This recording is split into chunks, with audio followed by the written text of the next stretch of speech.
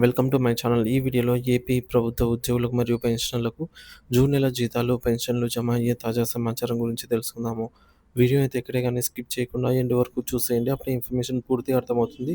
అలాగే వీడియో చూస్తున్న ప్రతి ఒక్కరు వీడియోకైతే లైక్ చేయండి ఫ్రెండ్స్. ఈ వీడియోని తోటి ఉద్యోగ, పెన్షనర్ మిత్రులతో అయితే షేర్ చేయండి. కొత్తగా మన ఛానల్ చూస్తున్నవారు ఇంకా ఎవరైనా సబ్స్క్రైబ్ చేసుకోకుంటే వెంటనే మన ఛానల్‌ని సబ్స్క్రైబ్ చేసుకోండి. దీని ద్వారా నేను చేసే లేటెస్ట్ వీడియోస్ అన్నీ మీ వరకు రీచ్ అవుతాయి. ఇక ఆలస్యం చేయకుండా వివరాల్లోకైతే వెళ్ళిపోదాము. ఫ్రెండ్స్ ఇక విషయానికొచ్చినట్లయితే ఉద్యోగులు మరియు ఉపాధ్యాయులకు అత్యంత ముఖ్యమైన గమనిక. జూన్ 2025 జీతాల బిల్లుల ప్రాసెసింగ్‌పై సమగ్ర సమాచారం మరియు సూచనలు.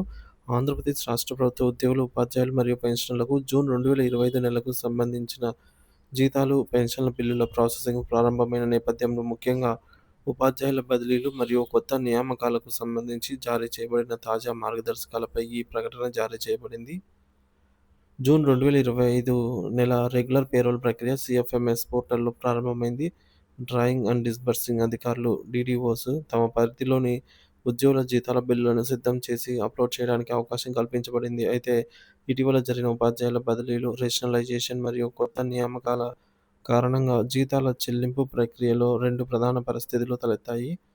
ఉపాధ్యాయులు మరియు డీడీఓలు క్రింది వివరాలనైతే క్షుణ్ణంగా గమనించవలసిందిగా కోరటమైనది. పరిస్థితి 1, జీతాలు జీతాల చెల్లింపు సకాలంలో జరిగేవారు, ఎలాంటి ఇబ్బంది లేనివారు. ఇటీవల జరిగిన బదిలీలలో భాగంగా ఒక పాఠశాల లేదా మండలం నుంచి మరొక పాఠశాల లేదా మండలానికి బదిలీపై వెళ్లి ఇప్పటికే మంజూరై ఉన్న ఖాళీ పోస్టులలో చేరిన ఉపాధ్యాయుల జీతాల చెల్లింపులో ఎలాంటి ఆటంకం ఉండదు. కారణం ఏంటంటే, ఈ పోస్టులు ఇప్పటికే ట్రెజరీలో ఆమోదించబడిన క్యాడర్ స్ట్రెంత్ జాబితాలో ఉంటాయి. వాటికి ఒక నిర్దిష్టమైన పొజిషన్ ఐడీ కేటాయించబడి ఉంటుంది. సో, చేయవలసిందేందంటే, సంబంధిత పాఠశాల ప్రధానోపాధ్యాయులు లేదా మండల విద్యాశాఖ అధికారులు తమ డీడీఓ లాగిన్‌లో బదిలీపై వచ్చిన ఉపాధ్యాయుని వివరాలను ఆ ఖాళీ పోస్టుకు మ్యాప్ చేసి జీతాల బిల్లులను యథావిధిగా ప్రాసెస్ చేయవచ్చు.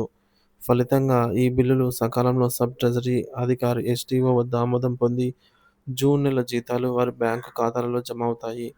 పరిస్థితి 2, జీతాల చెల్లింపుల్లో జాప్యం ఎదుర్కొనేవారు గమనించవలసిన ముఖ్య విషయం ఏంటంటే, రేషనలైజేషన్, పాఠశాలల విలీనం లేదా ఇతర పరిపాలనా కారణాల వల్ల కొత్తగా సృష్టించబడిన పోస్టులలో చేరిన ఉపాధ్యాయుల జీతాల ప్రాసెసింగ్‌లో జాప్యం జరగనుంది.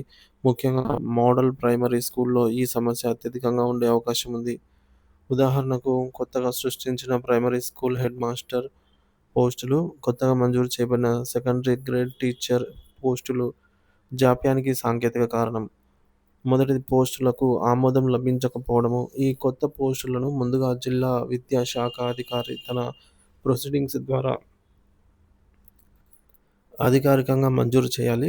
రెండోది, ట్రెజరీకి సమాచారం చేరకపోవడం. డీడీఓ ఆమోదించిన తర్వాత ఆ ఉత్తర్వులను బదిలీ సంబంధిత సబ్ ట్రెజరీ అధికారి ఎస్‌డీఓకి పంపాలి. పొజిషనింగ్ ఐడీ సృష్టించడం. ఎస్‌డీఓ గారు ఆ ఉత్తర్వులను పరిశీలించి తమ పరిధిలోని అధికారిక క్యాడర్ స్ట్రెంత్ జాబితాలో ఆ కొత్త పోస్టును చేర్చి దానికి ఒక ప్రత్యేకమైన పొజిషనింగ్ ఐడీ సీఎఫ్ఎంఎస్‌లో సృష్టిస్తారు. నాలుగోది, ప్రస్తుత అడ్డంకి. ఈ ప్రక్రియ పూర్తి కానిదే ఆ పోస్టులు ట్రెజరీ వ్యవస్థలో డీడీఓలకు కనిపించవు. పొజిషనింగ్ ఐడీ లేనిదే ఏ పోస్టుకు జీతం డ్రా చేయడానికి వీలుండదు. అందువల్ల ఈ పోస్టులో చేరిన ఉపాధ్యాయుల జూన్ నెల జీతాల బిల్లులు ప్రస్తుతం ప్రాసెస్ కావు. డీడీఓలకు జారీ చేస్తున్న కీలక సూచనలు: జాగ్రత్తగా బిల్లులు అప్లోడ్ చేయాలి. జీతాల బిల్లులు అప్లోడ్ చేసే ముందు ఉపాధ్యాయుల జాయినింగ్ వివరాలను, వారు చేసిన పోస్ట్ కేటగిరీని మరియు క్యాడర్ స్ట్రెంత్‌ను క్షుణ్ణంగా సరిచూసుకొని ట్రెజరీ వెబ్‌సైట్‌లో అప్లోడ్ చేయాలి. ఏ చిన్న పొరపాటు జరిగినా బిల్లులు తిరస్కరణకు గురయ్యే ప్రమాదం ఉంది. రెండోది, కొత్త పోస్టుల ఆమోదం ప్రక్రియను వేగవంతం చేయాలి. కొత్త పోస్టులలో చేరిన ఉపాధ్యాయుల వివరాలతో కూడిన జాబితాను సిద్ధం చేసి వెంటనే జిల్లా విద్యాశాఖ అధికారి డీఈఓ కార్యాలయంలో సమర్పించి పోస్టుల మంజూరుకు ప్రొసీడింగ్స్ ఇప్పించేలాగా చొరవ తీసుకోవాలి.